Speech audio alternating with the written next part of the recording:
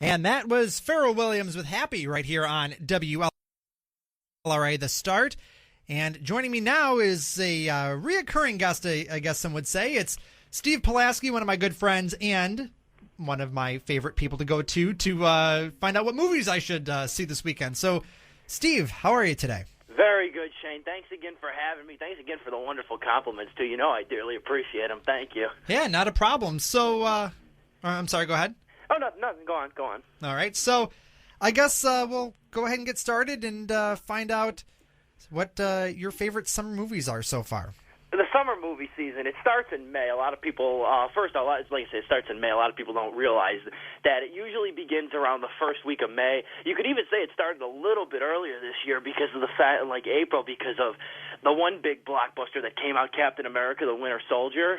That came out in the beginning of April, so you could even say it started earlier. But the summer movie season usually kicks off around May and ends about the middle of August. The August is usually a very weird time for movies because it's a lot of just like weird releases, a lot of just like thrown together stuff as far as like genres go. There's no real consistency with August movies because it's that time when, you know, people are getting ready to go back to school and everything, and it's just a lot of movies that just kind of like the oddball releases of the year. But anyway, this summer so far has been a very interesting time for movies as far as releases go. I mean, you already had Transformers: Age of Extinction gross the highest amount of money in opening weekend of this year, over $100 million. But the less said about that, the better. Anyway, the summer movies that I'll pick, I'll give you three right now. I got two movies that are in theaters right now for you, and one movie on video on demand. You know, Shane, you know I like going for the movies, the indie movies, the movies that don't get all the recognition. Yes, you do. Indeed. You know, and this is a perfect opportunity to promote these kind of movies that don't get seen and are criminally unseen because of something like Transformers that makes $100 million at the box office thanks to a $150-200 million ad campaign, where these other movies don't get seen at all. The first movie I'll recommend to the studies are in no particular order, FYI. The first movie I'm recommending in the summer is the one I saw last night, brand new release, fresh off the July. One of the first films to come out in July, Earth to Echo. Okay, I don't know if you've heard about it or seen it. It's been kind of a pretty big trailer thing that they've been premiering on Nickelodeon. The cast showed up at the Kids' Choice Awards at Nickelodeon and everything. It's called Earth to Echo. Very beautifully done sci-fi kids animated, or sci-fi feature, not anime, excuse me. What it is it's almost like E.T., you know, Spielberg's E.T. for this generation is what it is. And it's a very interesting idea of what they use. There's not, like, it's been criticized a lot. There's not a lot of originality in the screenplay or anything, but there really doesn't need to be. It's already got a great cast of characters, and it has that element of technology in terms of a coming-of-age story. It's basically about these three kids that live in this small Nevada suburb that's about to be torn down because of road construction, or like they're building this highway pass through their town, so they're demolishing all the homes. So the three kids want to have this one last adventure, and they realize that they're getting these weird map cardinal direction signals on their iPhones. So what they wind up doing is they wind up going out into the middle of the Nevadan desert, and they find this orb and this alien inside of the orb, and the alien inside of the orb that needs to be taken back to its homeland. So the movie's these three kids wandering through the night, trying to figure out how to get this alien back home, and avoiding a bunch the secret agency that's trying to take the alien back. It's a very well-done film, extremely well-done, shot found footage style, you know, with the shaky cam, the unsteady, amateurish quality camera, which despite the fact it can be a bit distracting in this movie, it doesn't take away from the fact that this is a beautifully told coming-of-age story in terms of showing what it's like to grow up in the digital age of things, and showing characters trying to stick together in the face of uncertainty, and these three kids that the only thing they have is each other because they have such eclectic interests, and they're like their own island of misfit toys. It's a very, very beautiful film that's out in theaters. Just came out yesterday. Okay, I was going to say, because you mentioned it was promoted on Nickelodeon, so I was curious if it was in theaters. But you just answered my question. It came out in theaters yesterday. Yeah, it did come out in theaters yesterday. Like I said, it's just been very heavily promoted on Nickelodeon and everything. Like I said, so I think kids are going to really like this movie. It's also, instead of E.T., if you want a more relevant comparison in terms of recent features, it's very similar to the movie Super 8, which was Steven Spielberg produced, J.J. Abrams directed. That came out in 2011, I believe, and that was about these kids that witnessed. There's a bunch of like film geeks that witnessed this train crash and all these weird events going on afterwards. It's very much like that, and like Stand By Me, kind of like The Summer That Changed Everything. So it's a very well done, beautifully made film. The second film I'm going to recommend this summer is another one that I think far too little people have seen. Okay, and I'm trying to figure out why, because I think that this movie fulfills, in my opinion, a demographic that isn't serviced at all in Hollywood, and it's Jersey Boys, the Clint Eastwood directed film based off the award-winning musical stage play.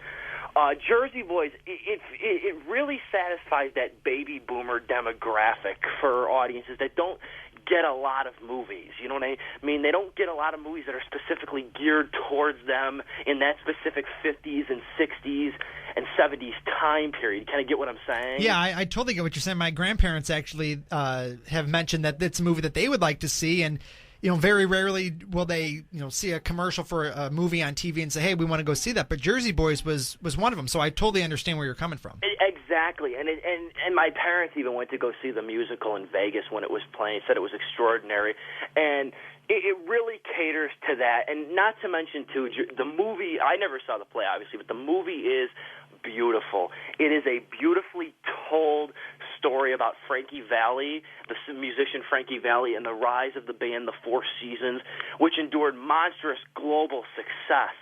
They're actually one of the most successful quartets, like next to the Beatles in American music.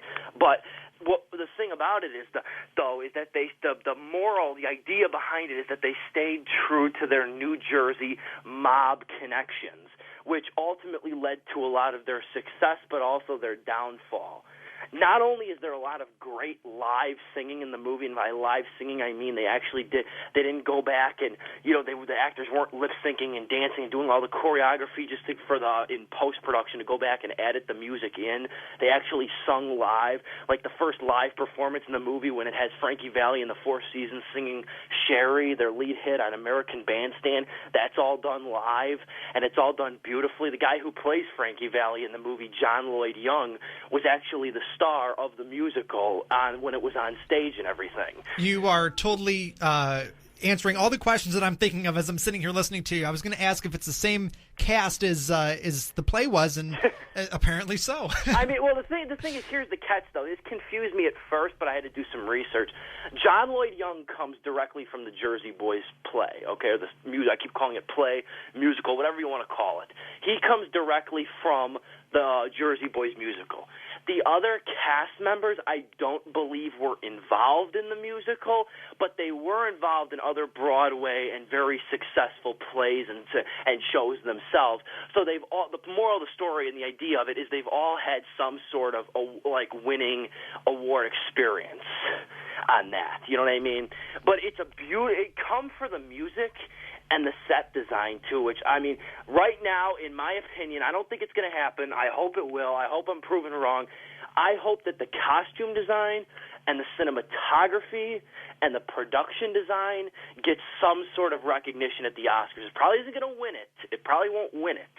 But I at least want to see them get recognized, okay? Because there's some beautiful work done in this movie. That and the soundtrack is just glorious.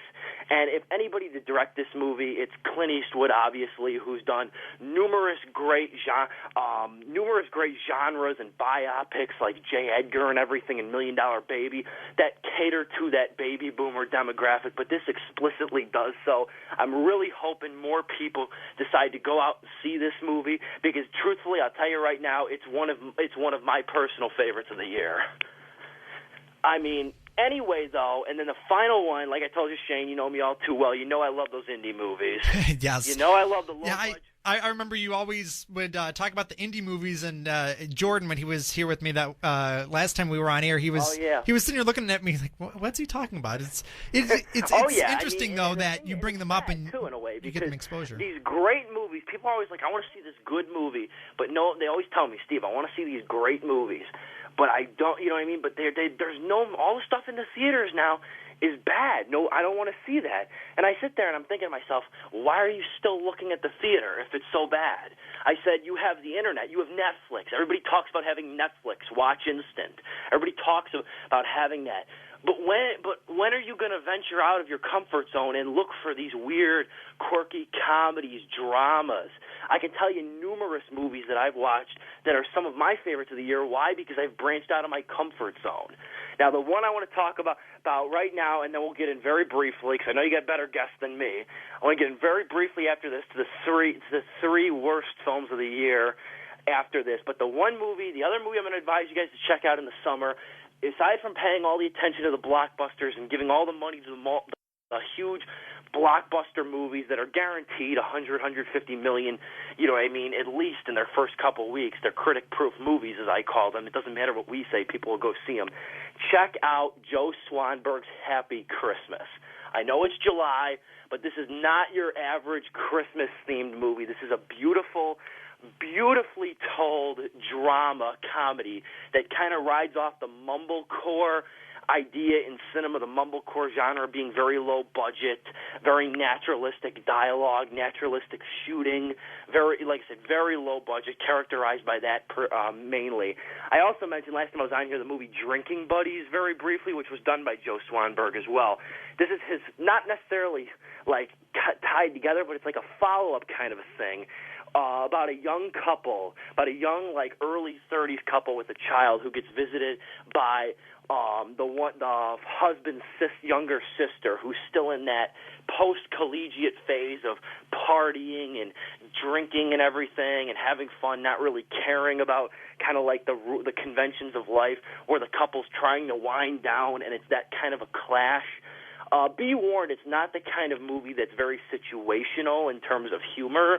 It's very different. It's got a lot of conversations, a lot of very long conversations about life, and very wonderfully done movie. Anna Kendrick, if you know her, is in it from Pitch Perfect. I was going to say, wasn't she just in a movie recently? Anna Kendrick has been doing some stuff recently. A lot of like indie circuit things. So I'm very happy with her. She was in Joe Swanberg's Drinking Buddies. Doesn't she sing Cups too? The song Cups? Cups? Yeah, she sings the song Cups. Indeed. She like I said though, she's going to do Pitch Perfect too, they said, but I like how she's staying low key with these indie movies. Another person in that movie too, very very small role but a very cool role, I think, is Lena Dunham, who is also on the show Girls. So she's very cool in this movie, has some cool lines in it too. Joe Swanberg, the director and writer and producer of the film, stars in it as well. Another great presence. I did a project on him when I was in school, when I was in the film studies course. One of my personal favorite directors now, very prolific. I love to see what he does. You can find Happy Christmas on video on demand, Comcast Video on Demand, Amazon Instant Video, whatever the service may be, it's on there. It's pretty inexpensive to rent. It's about the same as your theater experience, about maybe $6.99, but the thing is, you don't have to leave your home. You know what I mean? It's about the price of a movie ticket. And you can just watch it on your computer. You can pause it. You know what I mean? Watch it in bed. It's a very wonderfully done film even if as I sit here and talk about it on the radio, far too little people are going to go see it. Anyway, though, we talked about the good movies out right now, and there are plenty. I'm catching a few this week and next week. I'm seeing Dinesh D'Souza's America, the documentary on where would the world be if America never existed, which looks interesting. I'm also seeing the new Melissa McCarthy movie, Tammy, which seems interesting to a degree, you know. Yeah, to me, that new Tammy movie seems kind of like the typical Melissa McCarthy type movie where she, in my opinion, tries a little bit too hard to be funny. I'll tell you right now, I'm interested in it for that, but here's the thing with the movie, and I don't want to go off on this tangent, but I will in a minute for just a second. The thing about that movie was I saw 4 trailers to that movie, and I still don't know what the plot is, and to me that's a problem. And if I can see 4 trailers, 2 of which full-length trailers, and not get what the story is or what the idea of it is, I find that to be an issue. And this movie seems like they gave Melissa McCarthy a ton of free range. And like I said, I haven't seen it. I could be very surprised. I'm hoping to be surprised.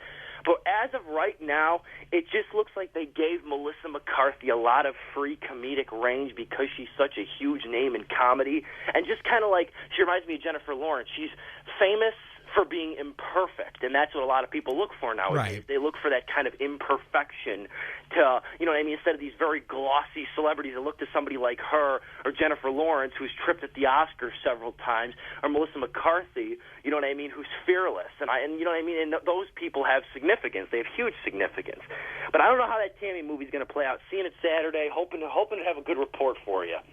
But anyway, the last thing I'll bring up are the 3, not summer movies, but 3 of the worst films of the year. Because you know you can't have the good without the bad. You know, that is very true. But I'll tell you right now, 2014 is shaping out to be a pretty great year. I'm not going to lie.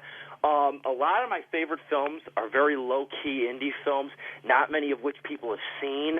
But the other thing is that there's been not that many bad movies. Even if they're bad movies, they're not movies that are like bad that make me angry. You know what I mean? Like last year had a lot of movies that tried my patience and had me ranting. But the bad movies we've gotten this year are bad, but not as bad to make me rant and rave, which is a relief for you and my audience, Shane. But anyway, the 3 worst films of the year, going backwards this time, okay? The top 3, I'll do them really quick. The number 3 is probably That Awkward Moment with Zac Efron, Michael B. Jordan, and Miles Teller. I don't know what was going on with this film. Here you have 3 great actors that are really going to make names for themselves in the next couple of years. Michael B. Jordan and Miles Teller, they're already starting to make names for themselves. Michael B. Jordan was in Fruitvale Station last year, incredible film, went on to be my favorite film of last year. Miles Teller was in The Spectacular Now, another very good movie. I don't know what they were thinking with this. This is one of those comedies where within the first 15 minutes, I'm looking at my phone, hoping the time's going to go by much faster. For a comedy, for a movie billed as a comedy, there was no laughs in it. There was one laugh to be had, and it was a very boring. When you're watching, I'll tell you right now, one of the most painful experiences when you're sitting in the theater watching a comedy and it's not funny. That is one of the most painful experiences. Okay. It really is. It's like watching 3 talented people see how low they can go. Anyway, my second least favorite film of the year is the movie it's already forgotten out of the consumer mind, I see, thank God, is Endless Love, the remake of the 1984 movie, I believe it was, 1984. Clearly riding off the Nicholas Sparks frothy, happy white people relationship movie. This is a very loathsome film in terms of romantic cliches, complete idiocies, and just very ridiculous, overblown relationship. Something that's a summer fling that's overblown to be like true love. You know what I'm saying? Yeah. Very ridiculous movie. It was, and the worst part is the thing is I try and wish that they'd do. If you're gonna make a bad movie, make a short bad movie, not an hour and 54-minute long bad movie.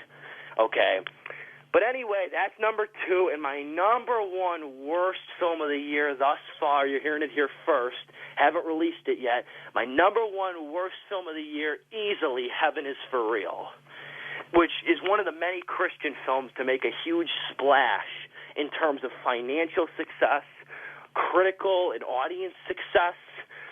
I found this movie completely, again, not only bad in the sense that it was boring and very frothy like Endless Love, but also very fake and very phony. Like, a lot of the Christian ideas in that movie seemed very fake. Like they were putting on kind of like God-fearing Christianity costumes in order to try and disguise the fact, or try and fool people into thinking this was a very great spiritual movie. It is not. It is one of the most. It was one of the fakest things I've seen all year. It is one of the most emotionally manipulative things I've seen all year. In terms of its only prime goal is to make you cry. That seemed like the only goal for it. Everything is captured in this very sunny light.